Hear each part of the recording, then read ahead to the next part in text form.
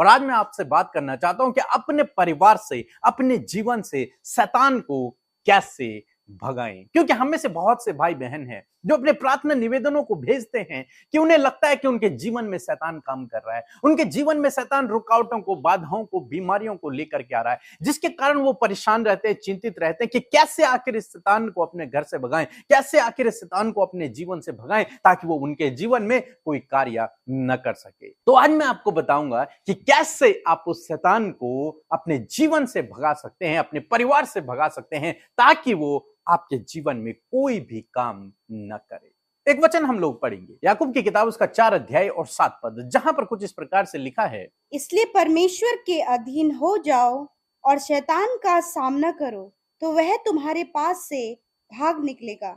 आमीन। यहां पर परमेश्वर का वचन 2 कामों को करने के लिए कहता है। पहला काम कि परमेश्वर के अधीन हो जाओ। पहला और जरूरी इंपॉर्टेंट काम यह है कि आपको परमेश्वर के अधीन होना है। जब आप परमेश्वर के अधीन हो जाएंगे तो शैतान आपके जीवन में कुछ भी काम नहीं कर पाएगा। तो पहला इंपॉर्टेंट जो काम है वो आपको परमेश्वर के अधीन होना है। और परमेश्वर के अधीन कैसे होना है? अपना जीवन प्रभु को देकर, अपना जीवन प्रभु को देकर, प्रभु के पीछे चलकर, उस पर भरोसा रखकर आप अपने आप को परमेश्वर के अधीन कर सकते हैं। दूसरी जो बात यहां पर लिखी है कि शैतान का सामना करो।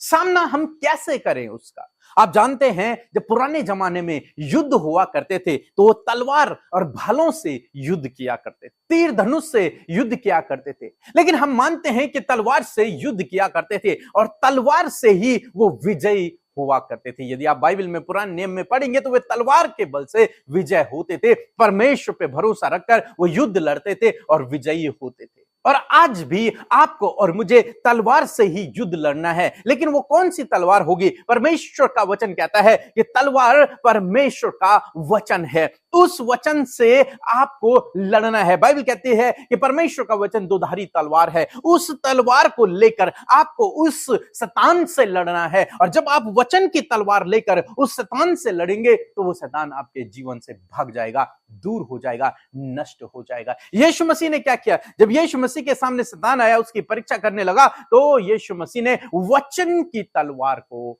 मारा। वचन की तलवार, वचन से उसे हराया और वो हार गया, वो भाग गया। हर समय बाइबल में जब हम पढ़ते हैं, जब भी यीशु मसीह की मुलाकात उस शैतान से होती है, दुष्ट आत्माग्रस्त लोगों से होती है, तो यीशु मसीह उन्हें आज्ञा देते हैं, वचन की तलवार से मारते हैं, अपने मुंह के शब्दों से उसे भगाते हैं। यीशु मसीह कहते हैं कि उसमें से निकल जा, और वो निकल जाता है, वो छोड़ के भाग जाता है। क्यों? क्योंकि वचन की तलवार बहुत पावरफुल है, बहुत सामर्थी है। आपको भी यही करना है, आपको परमेश्वर के वचनों को लेना है, यीशु मसीह के वचनों को लेना है और उन्हें बोलना है उस शैतान के विरोध में। यानी कि आप यीशु मसीह के शब्दों को भी दोहरा सकते हैं कि उसमें से निकल जा, हमारे परिवार से निकल जा, मेरे जीवन से निकल जा। और जब आप यीशु मसीह के शब्दों के अनुसार उसे आज्ञा देंगे तो आपके जीवन से भाग जाएगा, निकल जाएगा। परमेश्वर के वचनों से उसे हराएं। वो आपको देखकर नहीं डरता, वो आपकी आवाज को देखकर नहीं डरता, वो आपके ज्ञान बुद्धि को देखकर नहीं डरता। वो डरता है तो एक इस बात से कि आपके अंदर कितना परमेश्वर का वचन भरा हुआ है। वो डरता है इस बात से कि आपके पास वचन की तलवार है कि नहीं। और यदि आपके पास वचन की तलवार है तो वो आपके सामने टिक नहीं सकता, वो आपके सामने फिर कुछ नहीं कर सकता। वो फिर डर जाएगा, घबरा जाएगा, भाग जाएगा, क्योंकि वो तो निकम्मा है, उसके पास कोई काम नहीं है। यीशु मसीह ने उसे हरा दिया है, कुचल दिया है, अब वो किसी काम का नहीं है, केवल इस कि वो आपको डराए। लेकिन यदि आपके पास तलवार है तो आपको डरा भी नहीं पाएगा, वो आपके सामने खड़ा भी नहीं हो पाएगा, वो आपको देखकर डरेगा और भागेगा। इसलिए आज परमेश्वर का वचन आपको, मुझे, हम सबको उत्साहित करता है कि सबसे पहले परमेश्वर के अधीन